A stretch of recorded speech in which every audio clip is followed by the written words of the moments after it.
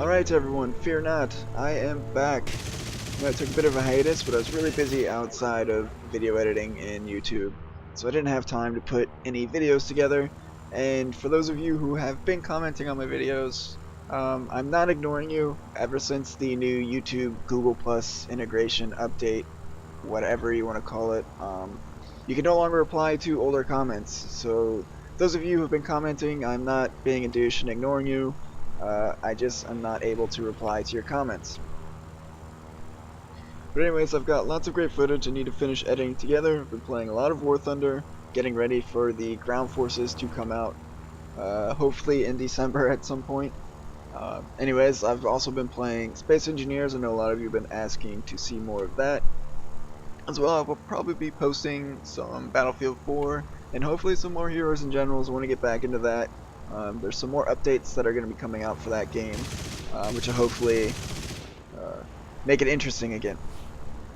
So the footage you're seeing here is me flying the Mig-3 in a series of different historical battles, and I kind of cut out some highlights. I wanted to showcase the energy fighting boom and zoom capabilities of this plane. This is by far one of my favorite aircraft to use in historical battles. It's such a great vertical fighter. Now typically I'll just use the WP and climb like mad right off the start and gain a ton of altitude and dive down on my opponents like you saw in that first clip. The engine on this thing is not going to overheat anytime soon, so don't be afraid to use the WP a ton. When using it, this plane will climb like crazy. Now here you can see me, I'm just using my speed and altitude to continually dive down and just pick these guys apart. And every time I dive down on them, they have to turn to get away, and when they turn, it keeps them slow. It's just making my job easy. Now you do have to kind of pick them apart because the armament on the Mig-3 is certainly not impressive. Now it's certainly capable of shooting down fighters, but typically you're going to need to hit them a decent amount in order to critically damage or shoot them down. You can see these last two planes, I was able to just crit them, and in that situation, since I was fighting multiple aircraft, I just let the initial critical airplane go, and he ended up crashing on his own. And then of course that second one also crashed. Now against bombers and other heavier aircraft, you really need to place your shots well, shoot for the engines, eliminate the gunners, make things easier on yourself. Now here you're going to see me use one of my favorite tactics, and that's a stall tactic. It's a form of energy fighting where essentially I've got speed on this guy and I know I can outclimb him. So I just take the fight to the vertical and he follows me up, I stall out, go full flaps, fall down, and while he's trying to recover airspeed, I just am able to have a really easy shot. And that's what probably my most used tactic when using the Mig-3 is to get above someone, have him chase me, and just pitch the nose straight up, climb, drop the flaps, and just fall back down on top of them.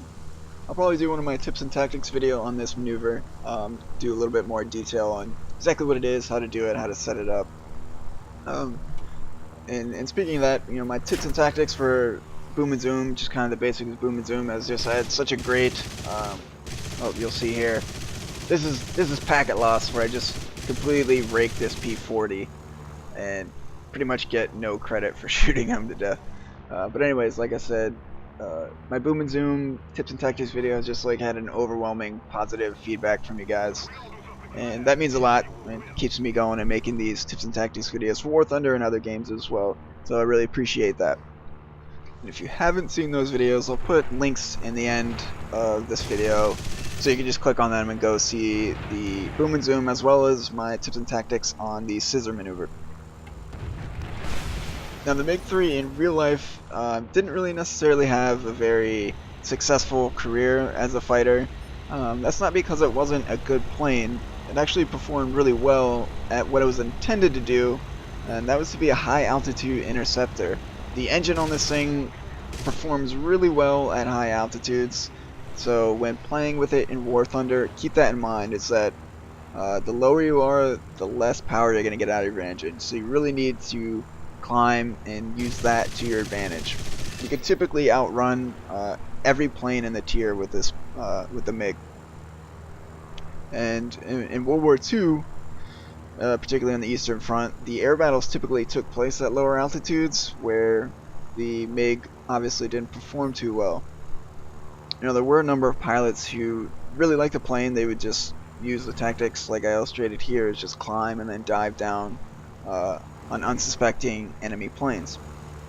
Another thing that held the MiG back was the fact that it used the same motor as the IL-2, and the IL-2 being a much higher priority for its ability to destroy tanks. It got the motors and the MiG didn't.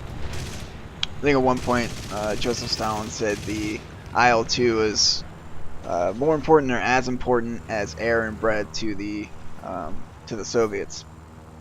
And as I touched on earlier, the armament's probably the biggest thing holding the MiG back in War Thunder.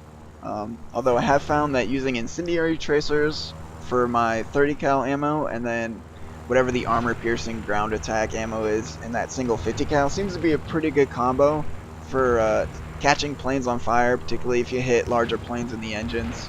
Let's see this guy here. He'll get lit on fire and explode in a giant fireball. But anyways, it's good to be back. Thank you to all who've been watching my videos. Don't forget to leave a like and a comment below, and I will see you in the next video.